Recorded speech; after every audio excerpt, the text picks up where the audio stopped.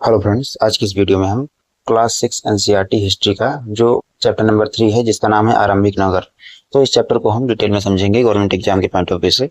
तो चलिए पहले समझते हैं कि इस चैप्टर में बताया क्या गया है। तो इस चैप्टर में बताया गया है कि हड़प्पा सभ्यता यानी सिंधु घाटी सभ्यता के बारे में, और यह भारत की सबसे प्राचीन नगरीय सभ्यताओं में से एक है, मतलब एक थी, जिसका विकास लगभग 4700 वर्ष पहले हुआ था। इस सभ्यता के नगर सुव्यवस्थित थे, ठीक है। इसमें पक्की ईंटों के मकान, चौड़ी सड़कें और उन्नत जल निकासी व्यवस्था थी। तो बेसिकली यही सब इस चैप्टर में बताया गया है। तो पहला टॉपिक आता है आरंभिक नगर। तो मुख्य नगर कौन कौन से हैं इस समय, मतलब कौन कौन से थे पहले जो मुख्य नगर थे आरंभिक नगर में, कौन कौन से आते हैं।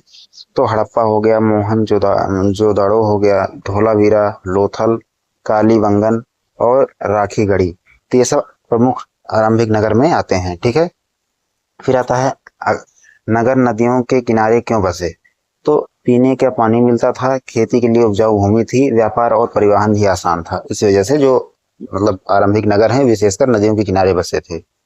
फिर आता है नगर नियोजन। तो हड़प्पा नगरों की विशेषताएं क्या थी। सीधी और चौड़ी सड़कें, पक्की ईंटों के मकान, ढकी हुई नालियां, कुएं और स्नान घर, सुव्यवस्थित निर्माण, ठीक है। फिर आता है दुर्ग और निचला नगर, ठीक है। तो दुर्ग क्या होता है, ऊंचे चबूतरे पर बना भाग, महत्वपूर्ण सार्वजनिक भवन स्थित थे, और निचला नगर सामान्य लोगों के लिए रहने का क्षेत्र, ठीक है। फिर आता है महान स्नानगार, ग्रेट बाथ। मोहनजोदाड़ो का महान स्नानगार पक्की ईंटों से बना था, जलरोधी बनाया गया था और संभवतः धार्मिक अनुष्ठानों के लिए उपयोग होता था, ठीक है। फिर आता है मकान और जल निकासी।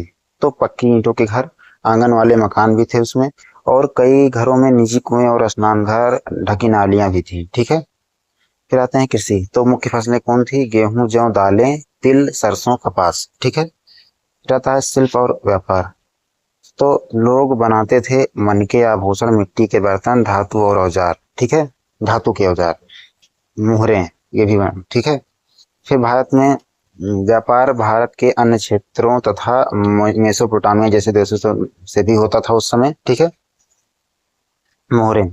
तो मोहरों पर पशुओं की आकृतियां, हड़प्पा लिपि के चिन्ह, और इनका उपयोग व्यापार और पहचान के लिए किया जाता था, ठीक है। फिर आते हैं हड़प्पा लिपि। तो अभी तक पढ़ी नहीं जा सकी है हड़प्पा लिपि, और यह मोहरों और बर्तनों पर मिलती है, ठीक है। फिर आता है हड़प्पा सभ्यता का पतन। तो संभावित कारण क्या है, जिसमें मतलब जो संभावना हो सकती है मतलब पतन की, उसमें कौन कौन से कारण बताए जाते हैं। नदियों का मार्ग बदलना, जलवायु परिवर्तन, बाढ़ या सूखा, व्यापार में कमी, इनमें से किसी एक या कई कारणों के संयुक्त प्रभाव से नगर धीरे धीरे समाप्त हो गया, ठीक है। फिर इस चैप्टर के महत्वपूर्ण पॉइंट जिनको आपको विशेष रूप से याद रखना है, कौन कौन से हैं वो। तो पहला हो गया हड़प्पा सभ्यता, मतलब हड़प्पा सभ्यता क्या है, प्रमुख हड़प्पा नगरों के नाम, महान स्नानगार का महत्व, नगर नियोजन की विशेषताएं, हड़प्पा सभ्यता की मुख्य फसलें और मोहरों का उपयोग, हड़प्पा सभ्यता के पतन का कारण है। तो इन सब चीजों को आपको विशेष रूप से याद रखना है। तो आशा करता हूँ आपको चैप्टर अच्छा लगा होगा। अच्छा लगा हो तो वीडियो को लाइक करें, चैनल को सब्सक्राइब करें, ठीक है। धन्यवाद।